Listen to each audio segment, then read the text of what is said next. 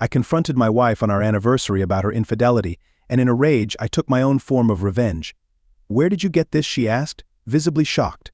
"Really?" I replied, incredulous. "I show you proof of your cheating? And that's your reaction? Does it matter where it came from? Will it change the fact that you betrayed me?" I asked, feeling the pain of betrayal from my wife of 7 years. "It looks bad, I admit, and yes, we kissed. But that's not cheating. It was out in the open, and everyone saw she defended herself." "So that's your justification? You won't explain who he is or why you were kissing? You think that just because you're not in bed with him in the photo, it's somehow okay? Is that what keeping our vows means to you?" I retorted. "Brian, I understand you're upset," she said firmly. "But overreacting won't fix this. We were just caught off guard." "You haven't even given me his name," I shot back. "Why should I be so angry over a stranger?" "Why does his name matter? You might do something reckless, start a fight, and he could hurt you." "I won't let that happen," she replied. "Thanks for your honesty. You've made your choice, now I'll make mine," I said, voice hot with anger, and I turned to go upstairs to pack. She followed, asking, "What are you doing?" "Packing a suitcase," I answered curtly. "But why?" she asked, her voice tinged with desperation. "I can't take the lies and deceit. I have to leave before I do something I'll regret," I replied, my voice rough. "Brian, you're not the kind of man to hit me," she said, trying to reason with me. "Until today, I thought you'd never cheat on me," I shot back. "I guess we don't know each other after all." "Cheat? Who said I cheated?" "A kiss isn't cheating," she argued. "Still lying," I replied coldly. "I didn't cheat on you, Brian, not with him or anyone else," she shouted, her voice rising. "Then what's this?" I asked, holding up another photo from the same night, this time of her getting cozy with the man. "What do you call that?" "But how ... Where did you get that?" she stammered, her face pale. "Does it matter? Will it change the truth that you lied and cheated?" I demanded. She dropped the pictures, sobbing as she tried to hug me. "Stay away, Tracy," I warned. "I gave you a chance to come clean, but you didn't think I deserved the truth. I might have stayed and talked about it for our son's sake if you'd been honest. But you asked too much." I took my phone out. "Only call if it's about Bobby. If it's anything else, I'll block you."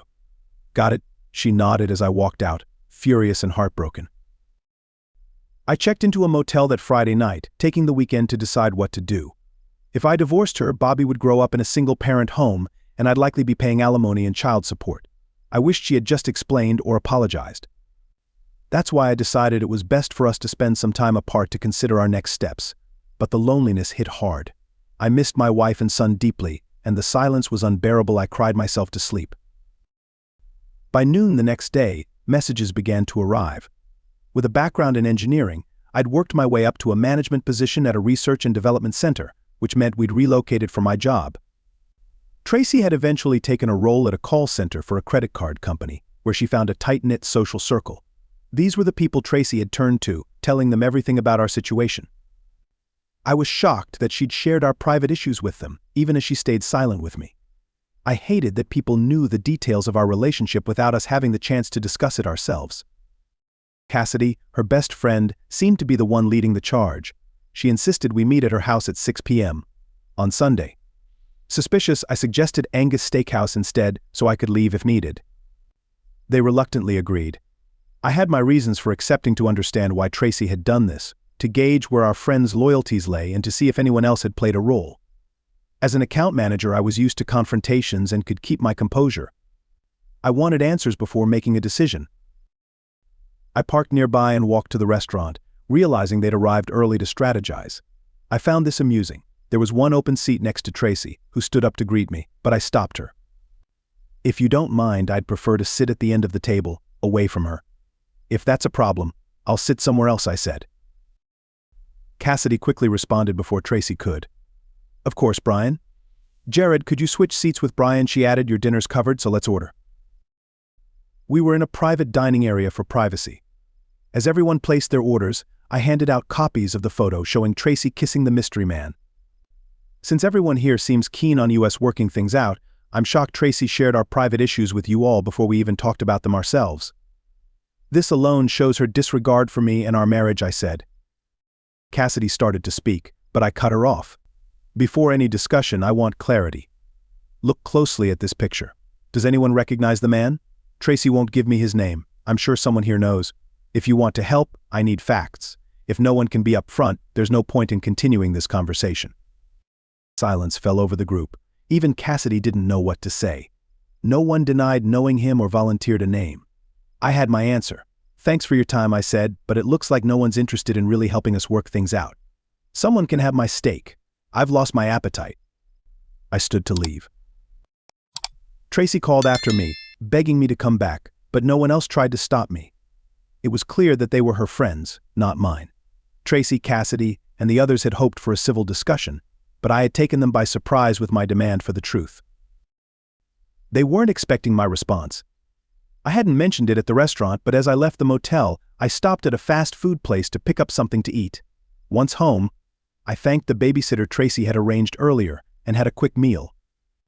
I then moved my clothes and personal items into the spare bedroom, where I had installed identical locks on both the door and the hallway door to avoid any unnecessary encounters with Tracy. Once settled, I spent time with my 3-year-old son, bathed him, and tucked him into bed. Tracy got home around 10:15 p.m., looking pleased to see me back. She found me in Bobby's room, watching him sleep, tears on my face. I gestured for her to leave quietly so we wouldn't disturb him. Outside his door, she tried to hug me, but I stopped her. "I'm glad you're back," she said. "Let me make you something to eat. We need to talk." "I've already eaten, but thanks. Where have you been?" "Out with your lover again," I replied with a hint of sarcasm. "No, I was at the steakhouse. They helped me find the right words to get us back on track." "I have a lot to explain," she replied. "I'll listen if you start by telling me his name. If not, we have nothing to discuss." "I can't ... I just can't," she said softly. "Funny, I wish you'd show me half the loyalty you show him," I retorted. "I'll be staying in the spare bedroom until further notice. Don't touch me, I have no idea what you might have exposed yourself to. I'm here for my son, and if you're ready to talk, your first words will be his name. If protecting him means sacrificing our marriage, so be it. Don't speak to me until you're willing to name him." She walked away, crying.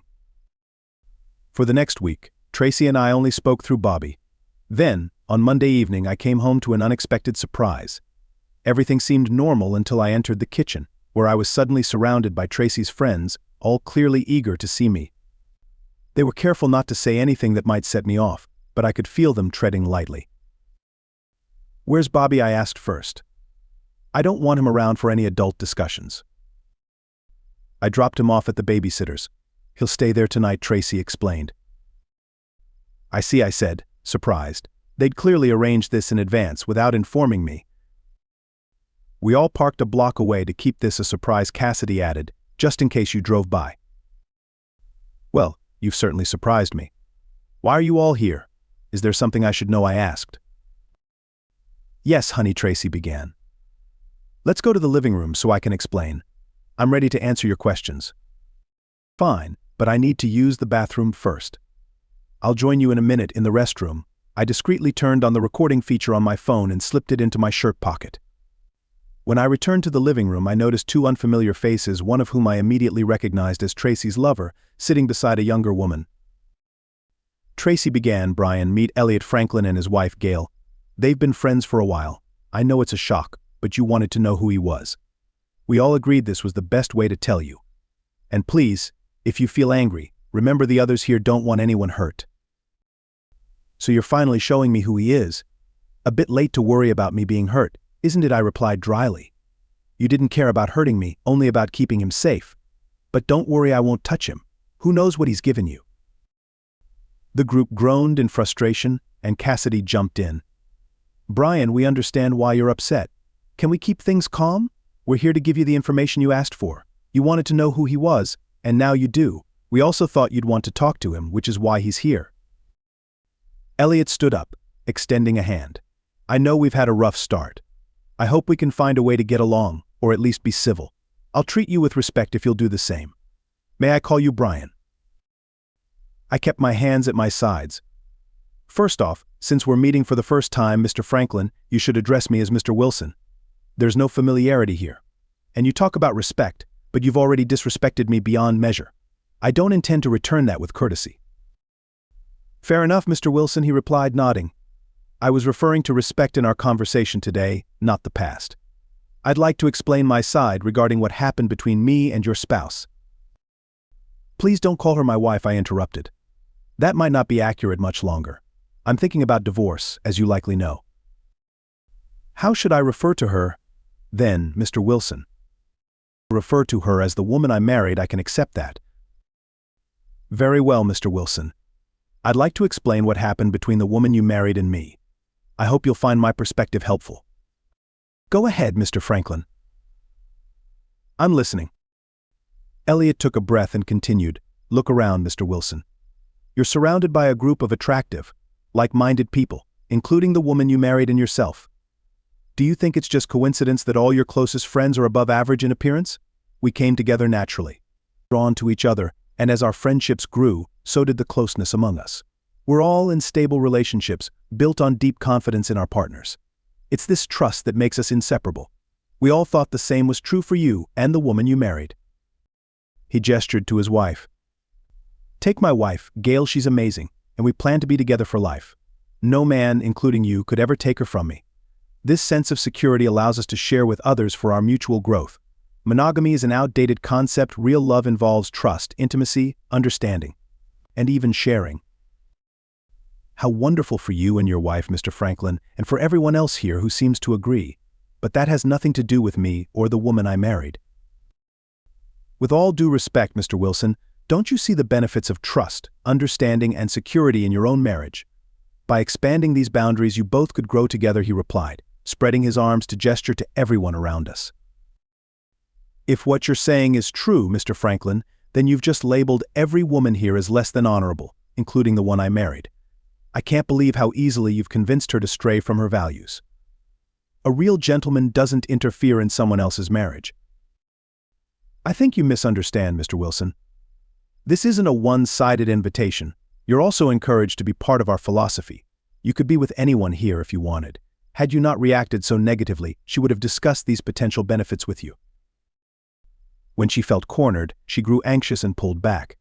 I'm certain you'll recognize the advantages of what we're proposing, he said. We just need to make you comfortable with it. I nodded, pretending to ponder his words, then turned to Tracy and asked, Is it true? You discussed this with them and decided to try things with Mr. Franklin without informing me first. Nervously, Tracy nodded. I'd heard stories of how this improves and strengthens marriages, and I wanted that. For us.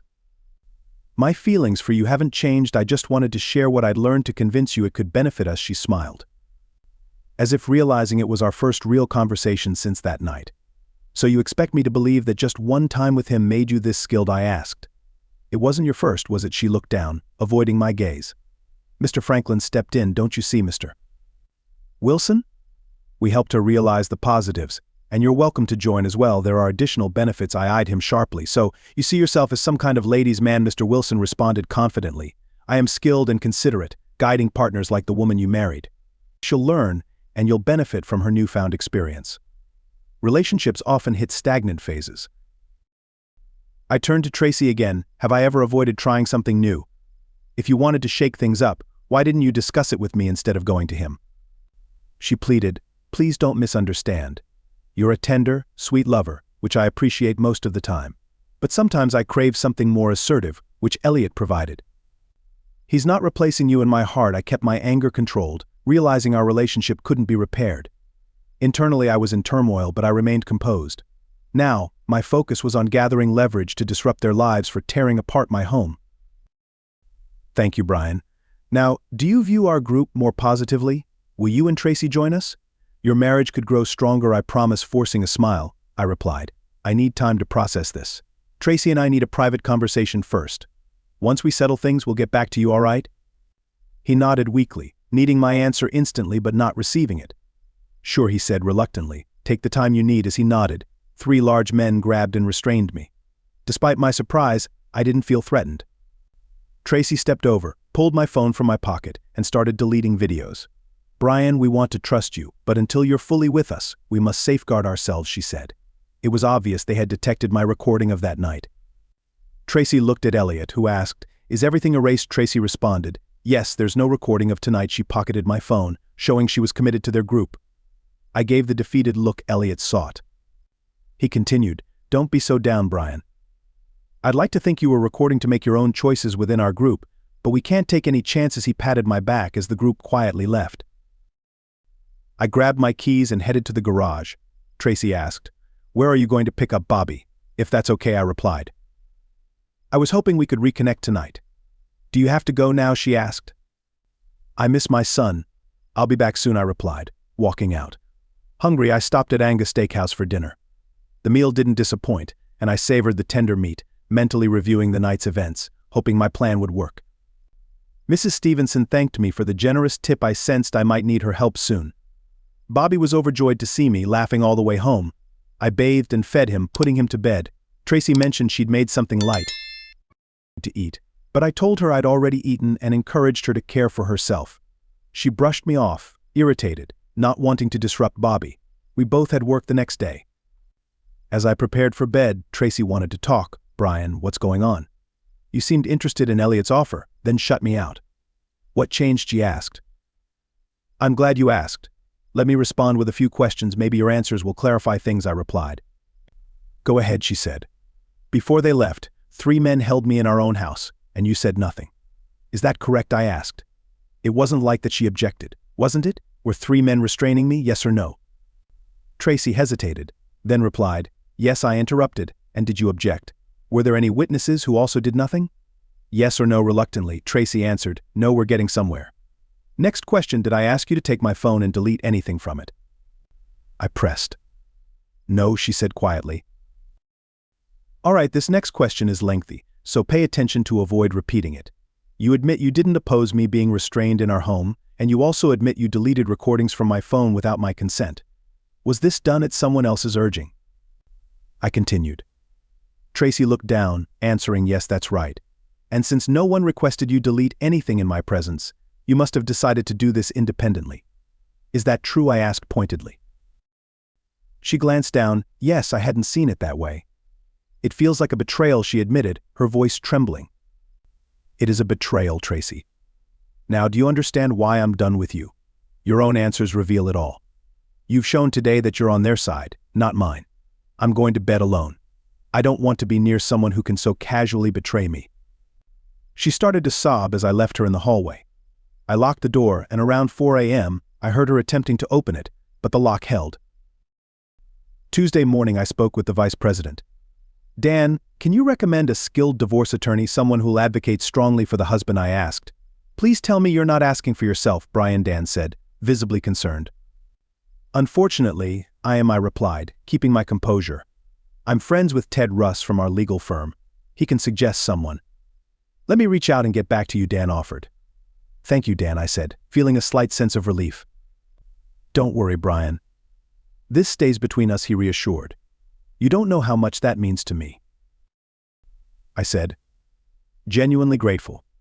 On Ted's recommendation, I called B. Thorne's office and scheduled a 2:30 appointment that afternoon. My attorney, Beatrix Thorne, explained her caseload was primarily female clients, but she fiercely defended her clients regardless of gender. I presented my situation, and she agreed to take my case, warning me about child support until Bobby turned 18, including college costs. I assured her I was prepared to support my son and sought equal custody. Regarding alimony, she advised I'd likely pay for 3 to 5 years, depending on the judge, as this state typically awarded 1 year of alimony for every 2 years of marriage, up to 20 years. After that, the alimony is limited to 10 years, but the thought of paying her while she enjoys herself with others infuriates me. Tracy and I had rented the house where we'd lived for the last 4 years, planning to build our dream home as our family grew. I'd drawn countless sketches for our future retreat, but those visions are now lost. At least with Bobby still young, he's not attached to any particular house, so if Tracy keeps renting, it doesn't bother me. I know I couldn't bear sleeping in the master bedroom, aware it had been used by that fool who knows how many times they were together before I discovered her betrayal. B explained that in our state, divorces take about 8 months if uncontested and a year if contested. I aimed for the 8-month timeline. Staying married to a deceitful wife held no appeal now that I'd chosen to leave Tracy. B also said there wasn't any financial gain in filing a declaration of infidelity, but it could be useful in custody cases. She assured me the papers would be ready by Thursday afternoon, and I requested that Tracy be served at her workplace on Friday at 10 a.m. so her friends and co-workers could witness it. After finalizing the divorce details and agreeing on a fee, I inquired about the living arrangements during the divorce process. "What questions do you have, Brian B?" my attorney asked. "My main concern is spending time with my son. 8 months to a year is a long period for both of us. I don't want to become an absent father. Would it be legal or appropriate to keep living in the same house to maximize my time with him?" I asked. "It's not uncommon, but it can be tricky," B replied. "In what way?" I asked, curious.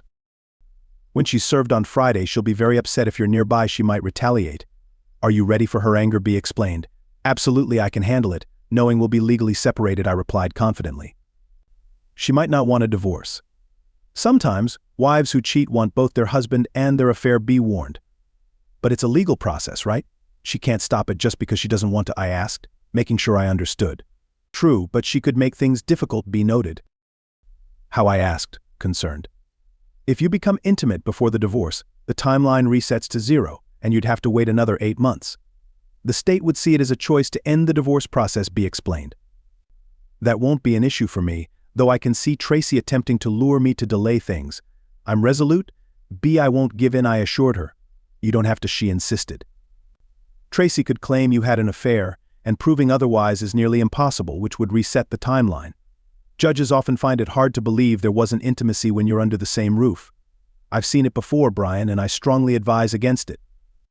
I countered. If she made that claim, would she have to provide specifics like time and place, which I could refute? Yes, she'd need to give details, but it would still be your word against hers. The judge might side with her, especially if she's convincingly emotional, B cautioned. "Leave it to me." "Thank you, B, you've been immensely helpful," I said, feeling somewhat reassured. I then raised another legal matter I'd face post-divorce. Since Tracy usually gets home 30 minutes before me, I wasn't surprised to find her cooking. I avoided the kitchen, headed upstairs to shower, and used the hallway bathroom, limiting her chances to confront me.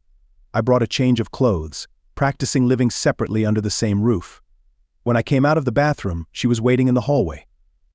"Dinner will be ready soon." Bobby's in his high chair. "You smell nice," she remarked. "I'll be right down." "Thanks," I replied, unlocking my spare bedroom door. The tension was thick, but she didn't make any sarcastic remarks. As we ate, she started, "I'd like to explain about the phone last night." "Go ahead," I said calmly. "Elliot noticed you were recording and said it wasn't fair to expose everyone to that risk. They couldn't leave until the threat was neutralized. He suggested I delete the records myself in your presence," she explained. "I see. And why did they trust you to do that to your husband?" I asked. "Because I gave them my word, Brian," she replied, looking puzzled. "What don't you understand? Didn't you promise to stay faithful to me on our wedding day?" Silence followed, which I appreciated. "Darling, don't think I'm on their side. That's not true," Tracy insisted. "It isn't? If those men had restrained you in our home, do you think I would have stood by silently?" I challenged. "What choice did you have, Brian? They could have easily taken you," she reasoned. "Maybe so, but that wouldn't have stopped me. I would have defended you because I'd be on your side, not theirs. Last night you acted like one of them," I pointed out. "I'm sorry, you don't understand, Brian." I explained about the phone. "I don't know what else to say," she said, sounding frustrated. "Is there anything more to say?" I asked sarcastically. "You're right.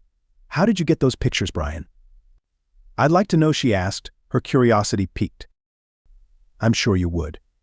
Maybe one of your friends isn't as loyal to your cause. What if a colleague sent them to me? How would you feel?" I teased. "Who? Was it a man or a woman? Please tell me," she asked, desperate. "I can't say, Tracy." "Why not?" she asked, exasperated. "I gave my word," I replied with a smirk. Realizing she wasn't getting anywhere, she changed the subject. "Did you enjoy watching?" she asked, trying a different angle. "No, I only saw a group of animals," I replied bluntly. "That's right, Brian. It doesn't have to be emotional. It's meant to strengthen our marriage," she argued. "How's that working out?" "Our marriage is hanging by a thread," I retorted.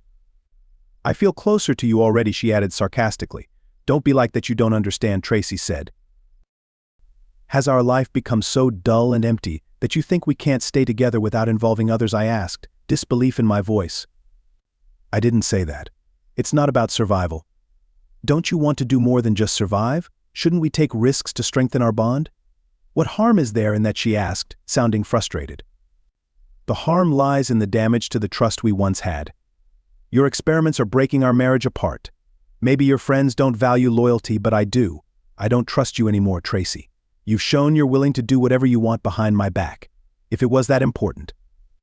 Why didn't you talk to me before getting involved with another man? I replied, my voice rising. I knew you'd react like this. I thought if I tried it and saw the benefits, I could bring that knowledge to you. Once you saw the improvement, you'd understand its worth, she said, attempting to justify her actions. So you and Elliot see yourselves as enlightened, assuming people like me need to be spoon-fed your superior understanding. How grand of you! I hadn't realized how fortunate I was, I said, dripping with sarcasm. Let me show you what I've learned. I adopted techniques from Elliot and watched Gail closely last night. The aim is to enhance our love life, not ruin it. Let me demonstrate, you won't regret it, she urged, trying to persuade me. Every time I look at you, I recoil. I have no desire to kiss you anytime soon. All you offer now is what used to be mine, freely given to other men. I shot back, struggling to keep my anger in check. Only yours. You don't own me, Brian. You never have and never will, she replied defiantly. You're right. I never said I owned you. I thought you were mine because you promised yourself to me. But now you've taken that back and given it to someone else. You've broken something inside me, Tracy, and I don't think it can be repaired, I said, my voice filled with sadness and finality. She began to sob again, and that was the last time we spoke until Friday. During that time, I spent every free moment with Bobby. I changed his diaper without asking for her help, almost as if it were a game to see who could do more for him. Bobby loved the attention, and so did I. In the meantime, I researched Elliot and Gail Franklin but found almost nothing. The only public record for an Elliot Franklin was of a homeless man arrested for panhandling downtown, but the picture and age didn't match the man Tracy had been with. I'd keep digging to uncover more. I arranged for Tracy to be served at 10 a.m.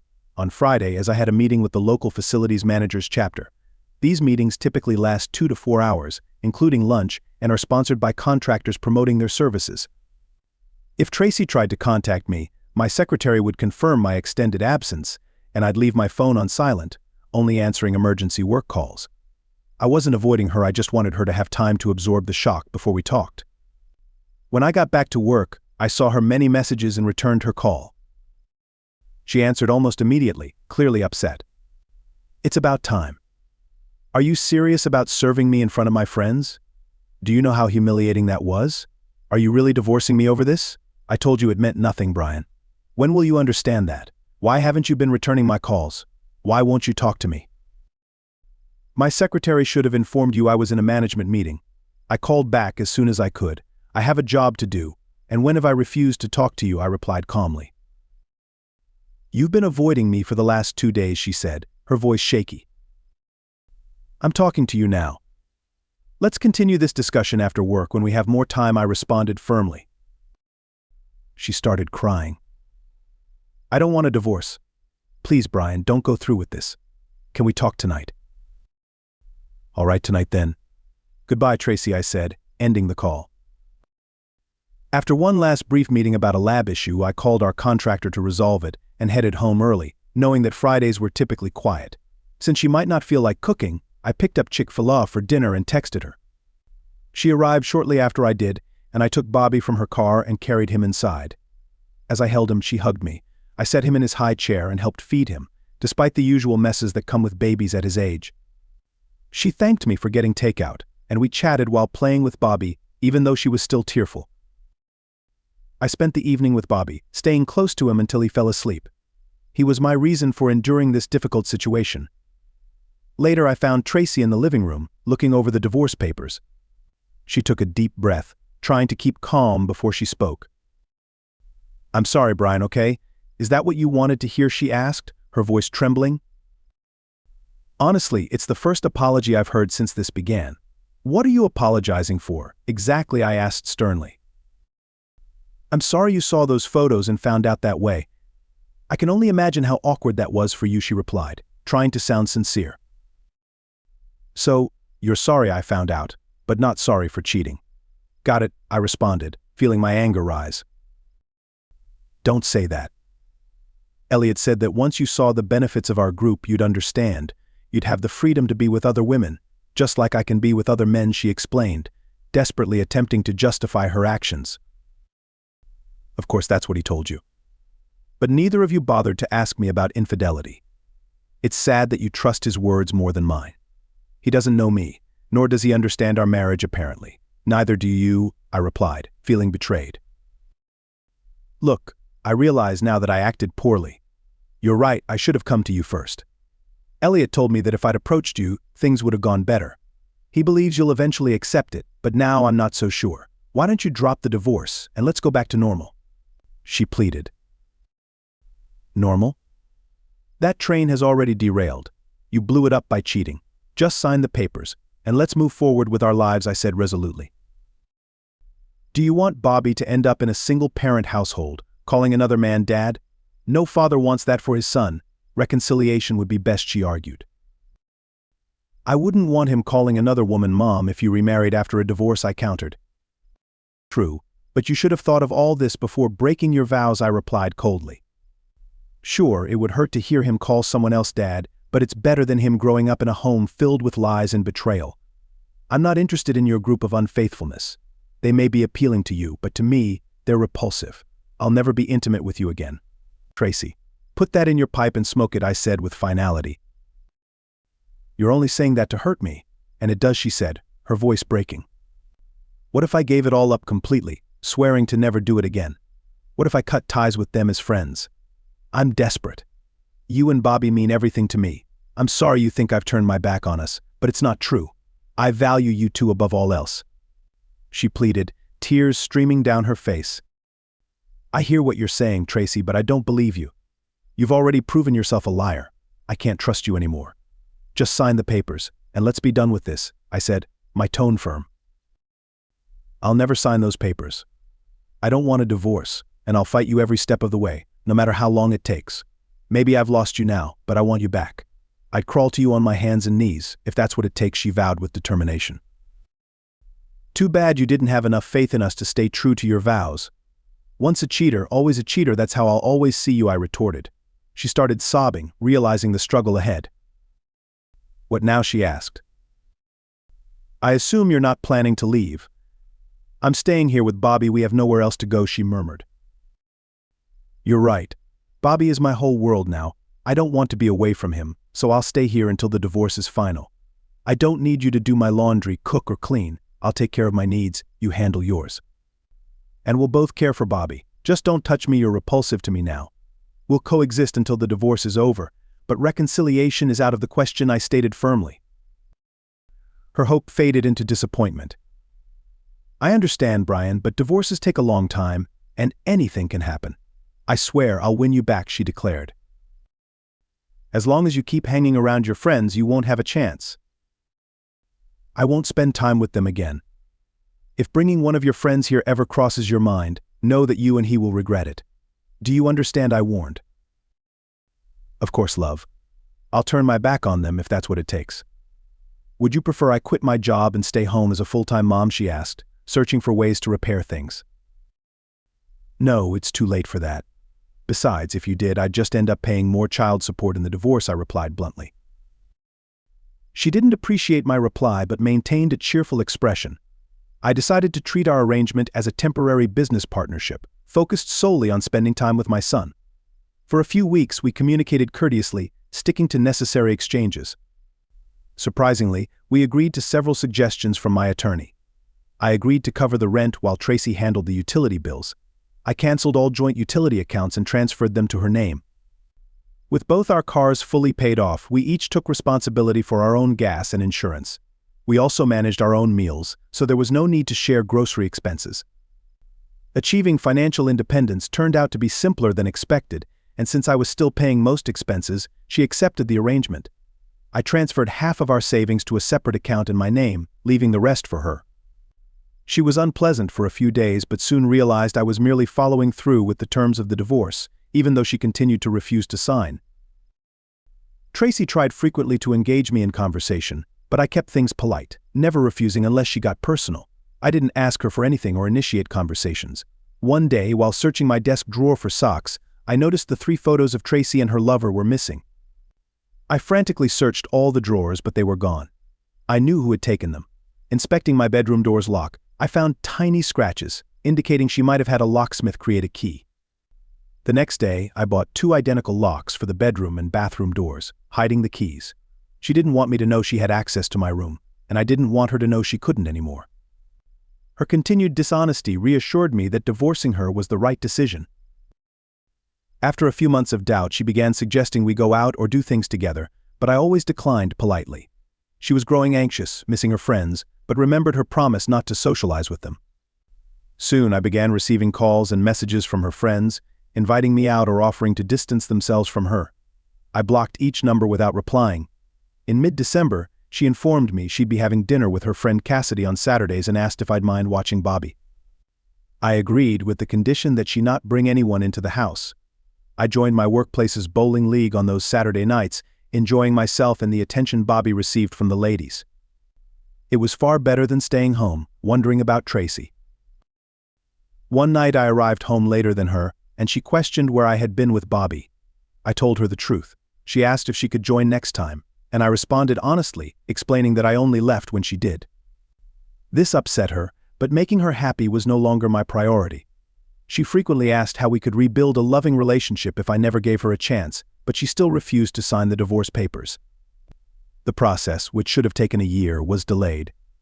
6 months in, my attorney B. Thorne informed me that Tracy's lawyer had successfully secured a court order for 10 mandatory marriage counseling sessions held twice a week.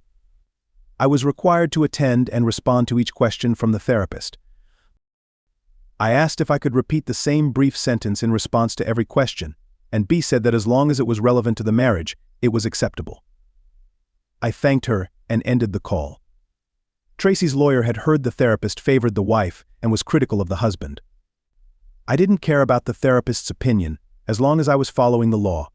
To every question or statement from Tracy and the therapist, I calmly responded, "I don't want to stay married to a promiscuous woman." Both grew increasingly frustrated and angry, but I stayed composed and polite. By the 5th session, the therapist canceled the remaining appointments, calling them unproductive.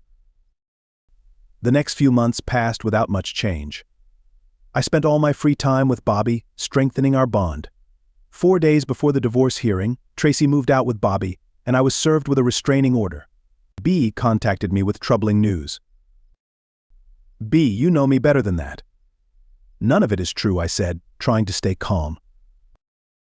"Okay, I needed to hear it from you. I'll fight for you, but it will be difficult without evidence.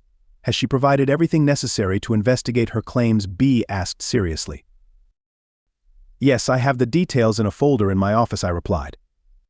"Email me the information. Remember, you cannot contact her or your son until I say so. If she calls, hang up immediately," B instructed. "Got it," I replied.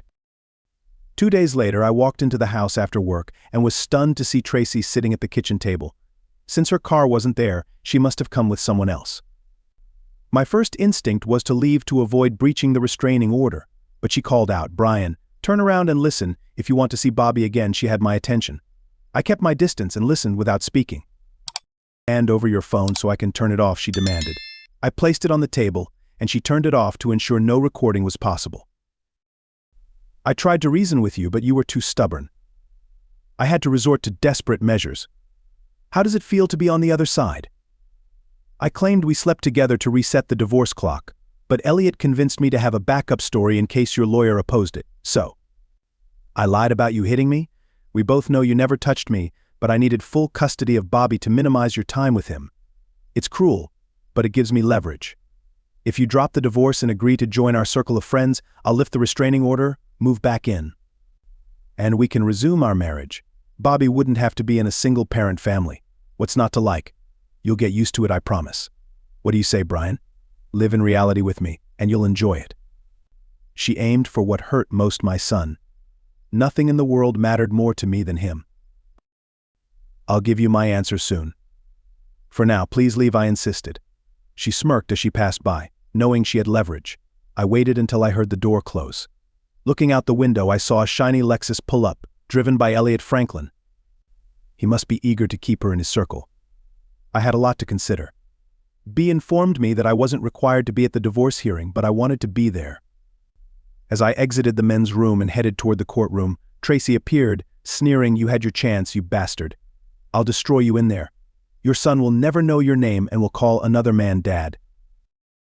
I'll marry a real man who trusts and believes in me," she spat before storming off, leaving bystanders staring and wondering what I had done. I wiped my face with a handkerchief and entered the courtroom, choosing a seat at the back. I could only hope my lawyer's reputation held true. While I waited, I listened to other divorce cases, observing how those representing themselves seemed disadvantaged. Our case wasn't called until 1 p.m., making it a lengthy day. Tracy testified first, listing the supposed assaults with specific dates, times, and locations, seeking custody, child support, alimony, and possibly even jail time for me. Despite her emotional display, my attorney, B, remained calm, doodling flowers on the edge of her notes. Tracy's lawyer depicted me as violent and unfit to parent, asserting that Tracy had tried to reconcile, but my jealousy had torn our marriage apart. When Tracy's lawyer finished, B began her cross-examination. "I want to verify that you are completely certain of the dates, times, and locations of these alleged incidents." "Could you be mistaken?" Mrs. Wilson B asked. "No, ma, I am. My lawyer told me to keep a record, and I wrote everything on a calendar," Tracy replied confidently. "So you're swearing under oath that your claims are correct and honest?" B pressed. "Yes, ma, I am. The truth needs to come out," Tracy replied tearfully. "No further questions, Your Honor," B said. "You may step down, Mrs. Wilson." "Thank you," said Judge Feldman. Tracy and her attorney looked taken aback by B's brief questioning. Tracy's smirk told me she thought she had already won, fully prepared to turn my son against me. The idea made me shiver. "Your Honor, I'd like to call Mr. James McMahon to the stand," B requested. The judge nodded, and a plain-looking man took his place at the witness stand. Tracy and her lawyer whispered to each other, visibly puzzled. "Please state your full name for the record," B asked. "James Winford McMahon," he replied. "Thank you, Mr. McMahon." "May I call you James?" B inquired. "Jim, please," he responded. "Thank you, Jim. Can you tell the court where you work and the nature of your business?" B asked. "I'm the owner and operator of McMahon Investigative and Security Services," Jim replied. "And how did you first meet my client?" Mr. Wilson B continued. "He came to us about 14 months ago, concerned that his wife, Mrs. Tracy Wilson, might be unfaithful but without solid proof. We offer private investigative services to help confirm suspicions, and he used our services," Jim explained. "What did you uncover in your investigation of Mrs. Wilson?" B asked. "We collected evidence of her infidelity and provided Mr. Wilson with 3 photos of her in bed with another man," Jim stated. "Were these the only existing copies of those photos?" B asked. "No, ma, I am. We keep all photos and videos in secure cloud storage and maintain the originals. Mr. Wilson only received copies," Jim clarified. "And do you still have copies of those images?" B asked.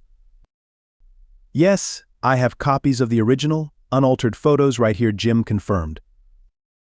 "Thank you, Jim. Your Honor, we'd like to submit these 3 photographs as evidence," B requested. The judge reviewed the photos, then handed them to the bailiff for processing. "Thank you, Your Honor." "Jim, was that the end of your involvement with Mr. Wilson?" B asked. "No, ma, I am." Mr. Wilson worried the affair might be ongoing and sought further advice.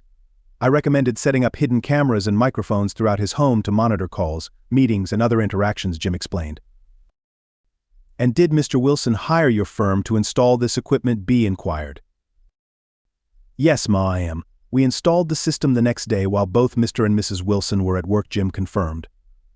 "Objection, Your Honor," Tracy's lawyer interjected. "I request that all evidence from the hidden cameras be dismissed. Mr. Wilson could have tampered with the recordings to damage my client's reputation."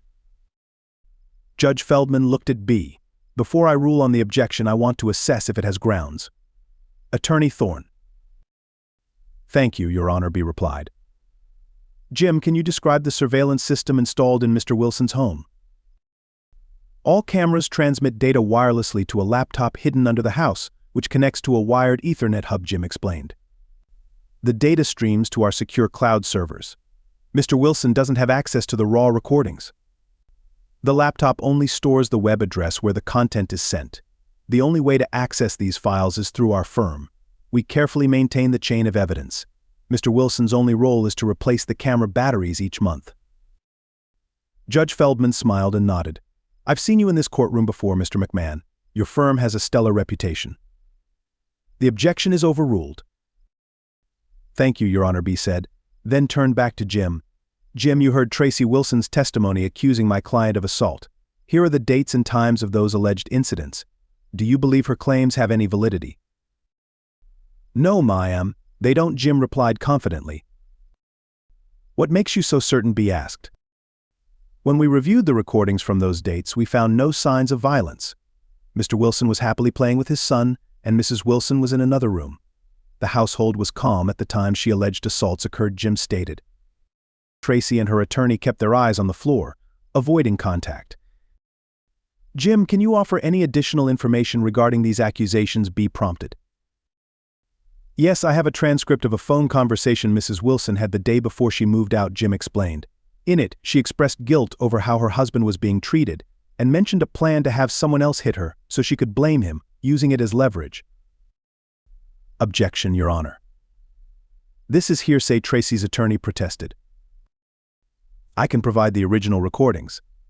The transcript accurately reflects her statements, Jim replied. Tracy's lawyer didn't object further. Thank you, Jim. No further questions, Your Honor, B concluded, taking her seat. Would you like to question this witness? Judge Feldman asked Tracy's attorney.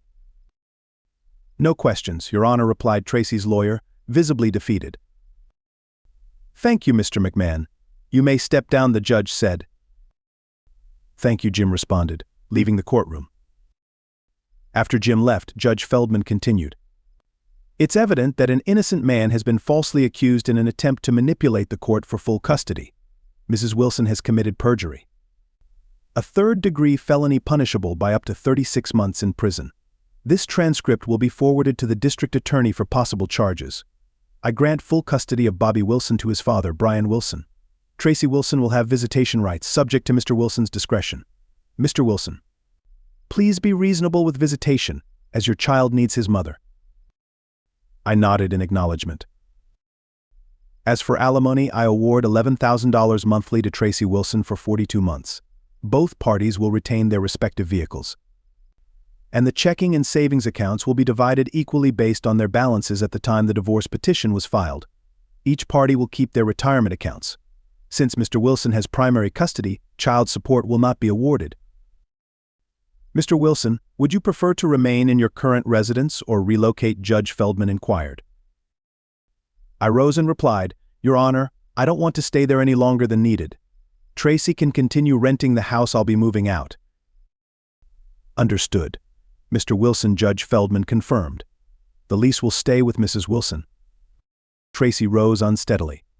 You have 8 hours to return the child to Mr. Wilson. Should you fail to comply, you'll be held in contempt of court. Is that clear?